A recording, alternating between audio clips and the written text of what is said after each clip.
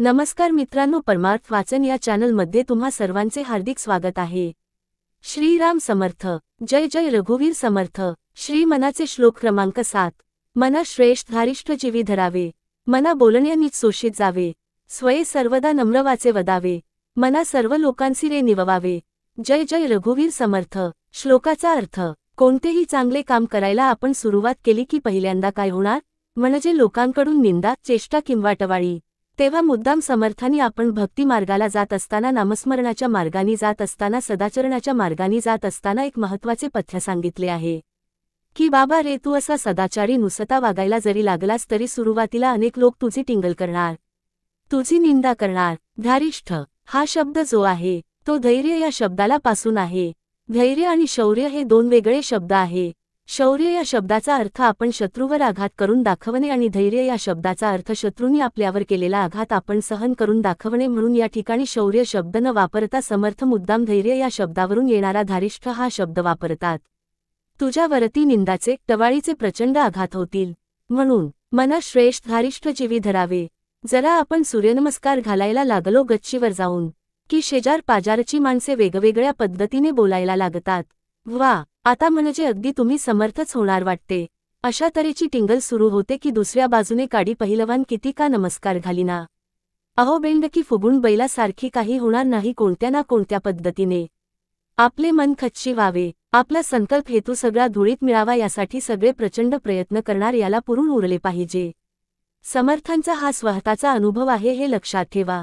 जेव्हा ते जामगावाहून लग्नाच्या मांडव सोडून टाकळी सारख्या ठिकाणी निघून आले आणि तपश्चर्येला सुरुवात केली, तेव्हा 12 वर्षाचा हा एक एवढासा छोटासा मुलगा एवढे घोर तप करतोय हे बघून काहींनी पहिल्यांदा नमस्कार नाही केले, पहिल्यांदा टिंगल टवाळीच केली। समर्थांच्या करुणाष्टकामध्ये त्यांनी याचा स्वच्छ उल्लेख केला आहे। देईना पुरविना कोणी उगेच जन हसती लौकिक राखता येईना बुद्धी दे रघुनायका।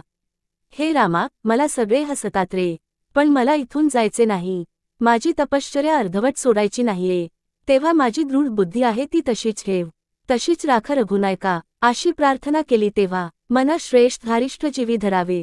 आपल्या अनुभवावरून ते सांगतात की लोक काहीही वाकडे तिकडे बोलतील, मना बोलणे नीट शोषित जावे।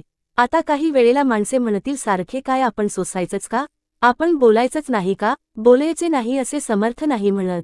म्हणून तिसऱ्या ओळीमध्ये लगेच त्यांनी उत्तर दिले आहे, स्वये सर्वदा नम्रवाचे वदावे।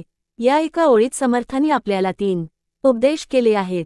जर आपल्याबद्दल माणसे बोलत असतील तर कोणी बोलावे, माझ्या वतीने तुम्ही बोला हो असे करू नये। स्वये वदावे, तू तिथे जाऊन त्याची तुझी शंका निरसन कर। किती वेळा सांगायचे, 10 वेळा त्यांना सांगितले तरी त्यांना कळत नाही, असा कंटाळा करू नकोस, त्याला कळेपर्यंत सांग। म्हणून स्वये वदावे, सर्वदा वदावे। मात्र एक पथ्य सांगितले आहे समर्थांनी, नम्रवाचे वदावे। एकदम फटकळपणे उत्तर देऊ नकोस, नम्रपणे त्याच्याशी बोल। कसे बोलावे तर, मना सर्व लोकांसी रे निववावे। ही उपमा आपल्या मराठी माणसांना पटकन कळण्यासारखी आहे। दुधाच पातेले, त्याच्यामध्ये जर दूध गरम असेल तर त्याला फ्रिजमध्ये ठेवून त्याला गार केले तर त्याला निवल असे म्हणत नाही, ते आपण होऊन स्वतः शांत शांत होत गेले म्हणजे मग त्याला येणारी साय जास्त चांगली असते, गडद असते, जास्त शक्ती त्याच्यामधून मिळते। या दृष्टीने समाजाच्या मनाला सुद्धा अचानक गार करणे, अचानक गरम करणे असे काहीतरी वेडेपणा करू नकोस।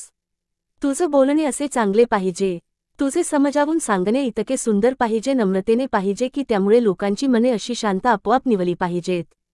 त्यामुळे या समाजाच्या मनावर ही भक्तीची जी साय तयार होईल ही अधिक शक्तिशाली दिसणार आहे। तेव्हा साधना करताना काय टिंगल टवाळी होईल ती सोसावी, योग्य त्या गोष्टींना उत्तरही द्यावे, पण नम्रपणे उत्तर देऊन सर्व समाजाच्या मनाला मात्र निववावे असा सुंदर उपदेश या श्लोकामध्ये समर्थ आपल्याला करतात। जय जय रघुवीर समर्थ। दंड। मित्रांनो, हा व्हिडिओ आपणास आवडला असल्यास चॅनेलला लाईक, सबस्क्राईब, कमेंट्स जरूर करा। श्रीराम समर्थ। जय जय रघुवीर समर्थ।